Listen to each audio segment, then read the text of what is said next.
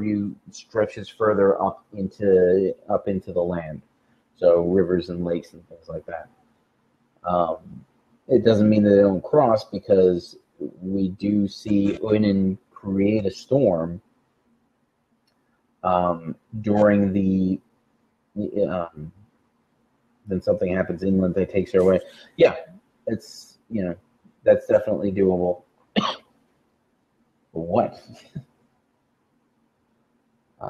That's the question.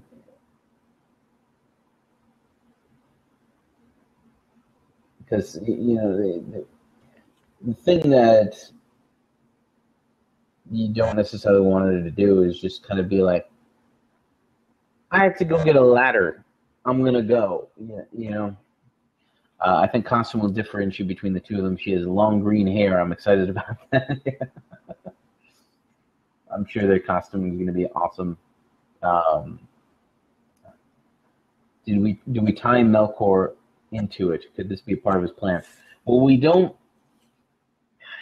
According to what the hosts, Professor Olsen and Trish and Dave have put forward, we don't have Melkor entering into this until after we have Melkor show up on the cliff top talking with Sauron. So, I mean, we could, but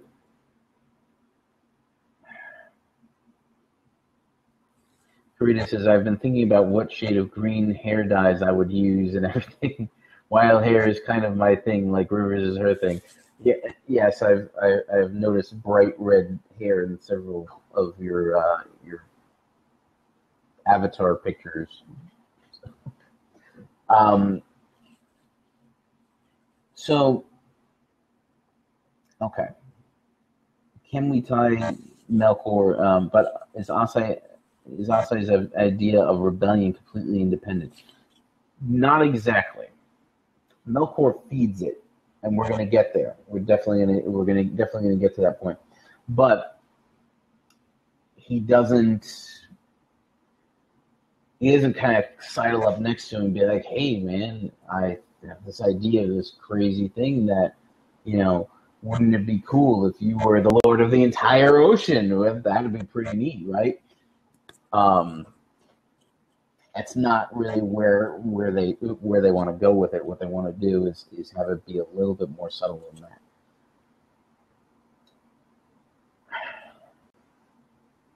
Right? Can't he be subtly putting things in place to push Asai from afar? Yeah. Okay, but then we need to figure out what it is that he's doing, and if we want to show that he's doing it is another question. Because remember, the Ainur that are in Arda right now are really focused on Valinor. They're not.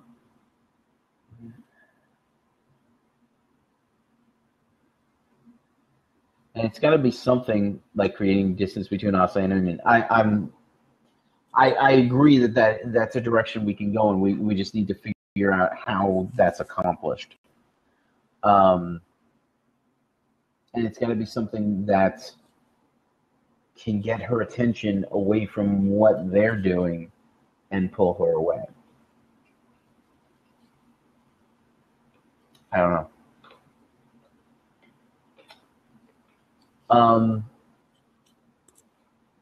Okay, I think we're going to have to come back to that because I think we need to give that some thought. And Melkor works with ice, that may be an option.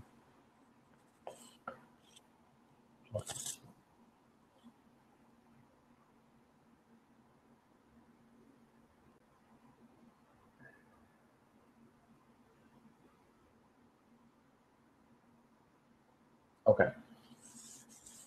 Yeah. I know. Alex says he doesn't know how. Melkor works with ice. That may be an option, but he doesn't know how. Okay. One way we can do it is we can have they're playing close enough to the coast, and she can see that one of her rivers has kind of frozen over. She can be like, "Hey, I gotta go work. I gotta go take care of this stuff." That is something like the freezing of Zora's domain in Ocarina of Time. Yeah, before he is Elephant. Yes, that is actually one of my favorite parts of the Ocarina of Time, as a matter of fact. But I don't think it's necessarily a bad idea. And I definitely think it's something that we can work with. If she says, if she stops and she's like, this river, it's frozen again. It's been happening, it's been happening a lot lately. And she goes, I'll be back later. And she goes to work. Yeah. High five for bringing a video game into the discussion. Yes. So she goes off to work and to fix it. Ase's by himself. And he gets bored. And so the next thing we see, like maybe, he just kind of is like, on the, like in the surface of the ocean, kind of like looking around, like,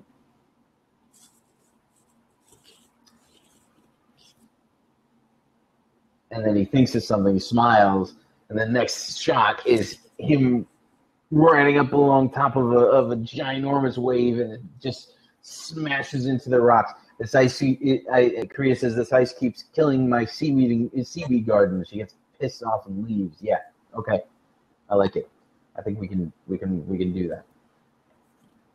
And and we see Ase hurling wave after wave onto this particular point of land, and and it's just knocking, like there's trees there that are getting knocked over, and all this stuff is happening.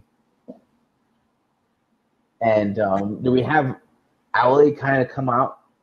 Ase runs amok, smashes stuff, kills some plants. Yeah. Do we have Owly come out like one of those million-year-old guys, like, get off my lawn, you stinking kids, like what? One of those things.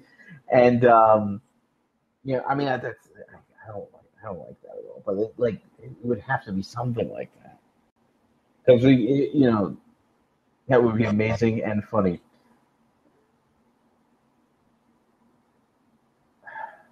Okay. So, but maybe he does come down the mountain, and it's like, hey, what are you doing? And Ase just takes off. I don't know does he kind of like thumb his nose on him a little bit and then take off, or does he actually say something, or do you think we can just have him take a hike?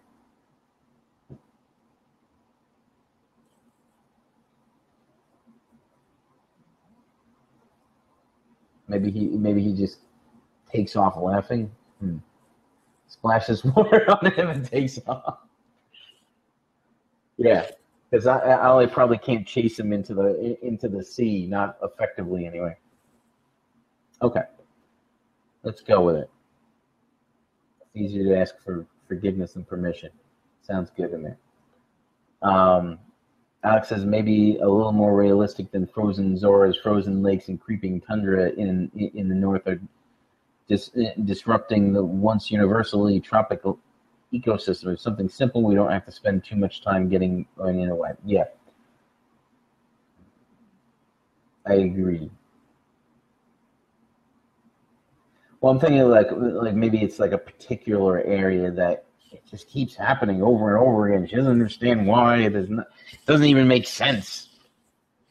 It doesn't get that cold up there or something, where it is. Because we kind of dealt with environmental balance back in episode 4. Doesn't mean that there couldn't be imbalance. I'm just saying that we've kind of gone down the whole reverse global warming thing during episode 4 when Melkor first arrived. But so anyway, so LA raises his objections. Goes back to his forges and sends Myron out to go and fix the pillory. Which irritates Myron because this is like the 5th time this millennia that this has happened. It's getting so aggravating. This Ase guy, it's the same guy every time, all the time. Almost crazy people. Because Homo is a loose cannon, his people are worse. So Myron's out there on the rocks fixing things up. With I guess Ale has the intention that Ivana can send somebody over to kind of replant trees and all that good stuff. So Myron's there. Korea says, I imagine she's getting pretty sick of this ice crap. We have enough calm, star lady, untouched beauty types of women in this production. I'd like to see a short-tempered girl with exactly zero chill, no pun intended. Yes, I agree.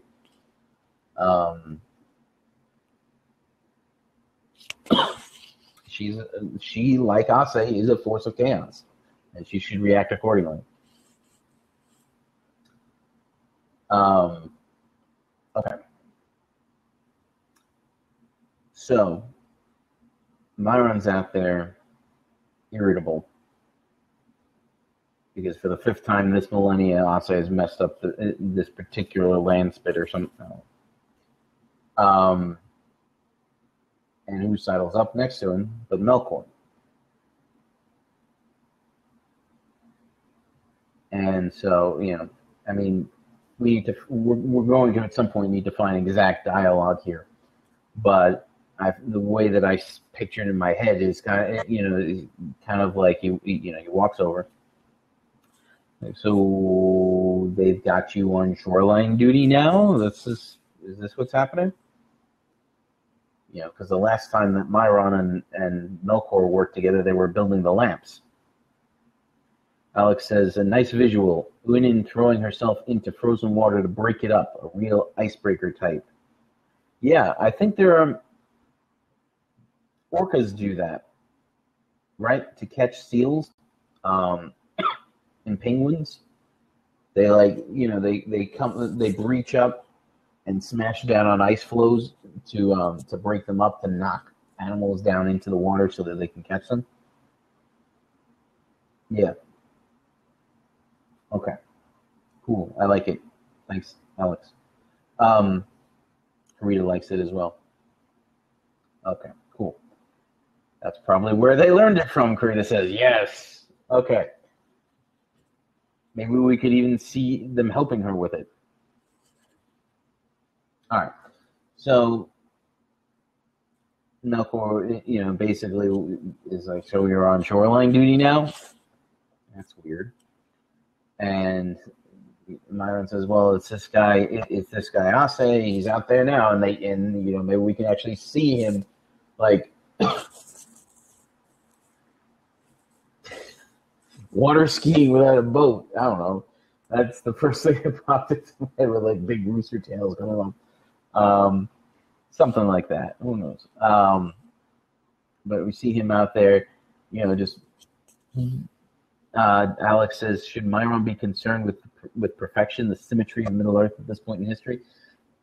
There's not that much symmetry left at this point, Alex. This is after the destruction of Almarin, remember? Because initially, Melkor shows up and is messing up the symmetry the whole time because of this whole, ice and deserts and all this stuff. But they have been able to find a balance, kind of. But Myron's big thing, Sauron's big thing, is control. He wants to control the actions of other people so that they do what he thinks is the correct thing for them for them to do. Karina says, symmetry aside, excuse me, symmetry aside, it isn't hard for me to believe that Myron is a perfectionist. I agree. And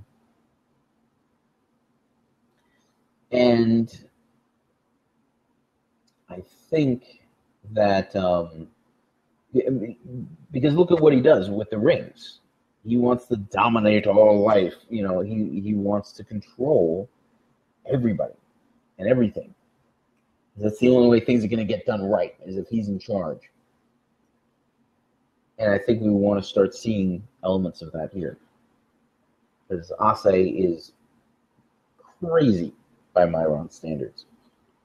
You know, here's this guy who's got to get everything right, every little detail. He's an engineer. He plans everything. He plots everything. And Ase just, woohoo! You know, running around the ocean, having all kinds of crazy fun.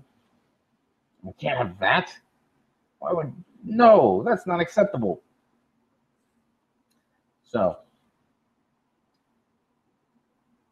Myron... So, Melkor comes up and, you know, and starts talking to him, and you know, Myron complains about this Ase guy constantly messing things up. Alex says, what if Myron and Ase have been one-upping each other for a while? Ase destroys the coast, Myron builds a levee, Ase breaks that levee, Myron builds a bigger levee. So.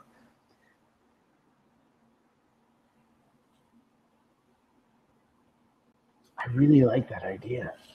I don't know how... Oh! Do we just do like a montage of that? Is that too silly, do you think? Do you think it's too cartoony? If, like, before Melkor gets involved, I'm okay with funny. I'm just not okay with ridiculous. Like playing Myron for laughs. I mean, I like it. I really do. And like having, you know, Myron come out and build a levee, and then goes. He goes away. He like looks around all proud of it, and he walks away. And then Myron comes along, and Ase comes along and gleefully washes it away. If this episode is about the importance of play, I think it would be okay to have some laughs. You know what?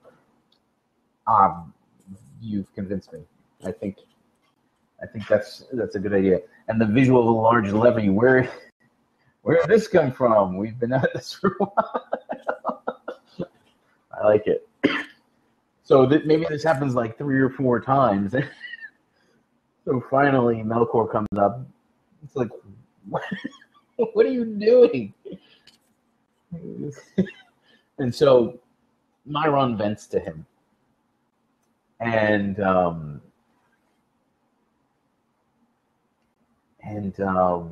Melkor is like, man, that's pretty annoying. That sounds like a real pain in the neck. This Ase is a real nut job. He's one of Elmo's people, right? This breaker's been 400 years in the making. Oh, at least 4,000. Come on. So, you know, and Myron, Melkor, you know, says, oh, he's one of Elmo's people, right? Well, that figures. Elmo's a bit of a, you know, Myron's gotten quicker.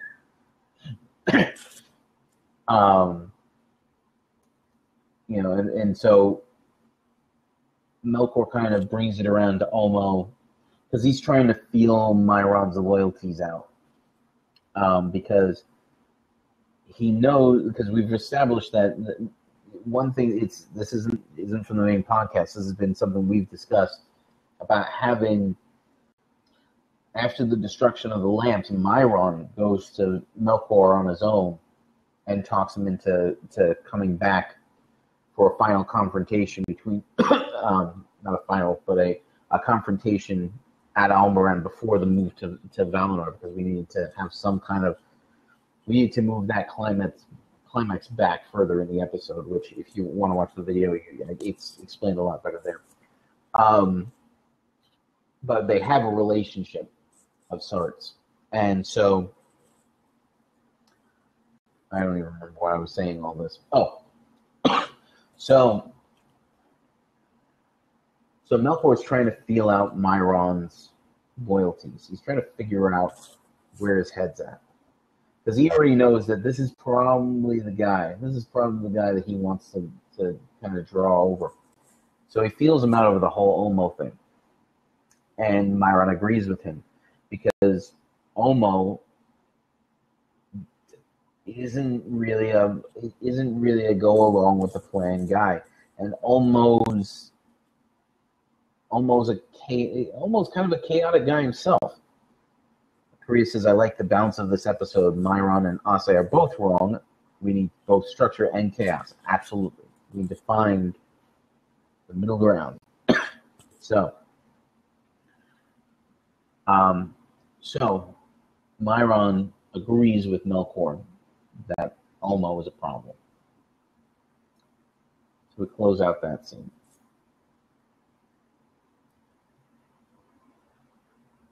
Alex says, if it's a levee, could it be protecting something semi-important? This could pull in Aule and Olmo, give them a reason to be involved. Well, if we, I feel like, because Aule is pretty protective of his, not protective, but he doesn't want the sea constantly knocking his stuff over. Not to mention what's growing on Aule's Earth, basically, is Yavanna stuff.